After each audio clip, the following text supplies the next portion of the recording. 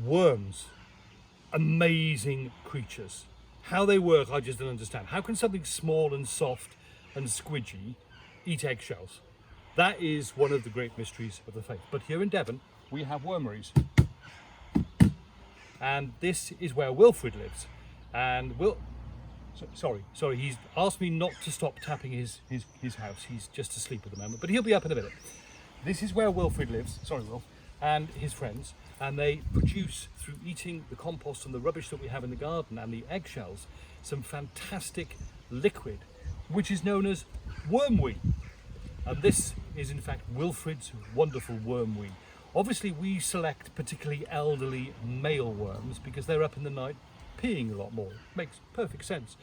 And a lady at Chelsea once said to me, but all worms are male. And I said, not ours, madam, not ours. That's wrong, isn't it? That's wrong, sorry, that's wrong. All males are hermaphrodites. Well, they're not, because ours are male. All of them in Devon. We have a full-time worm sector down here in Devon.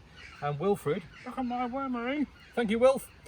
And his worms will make a great big difference because they are give the growing power to your plants. It's the most fantastic organic growing material. I mean, all right, advert over, but I do love worms.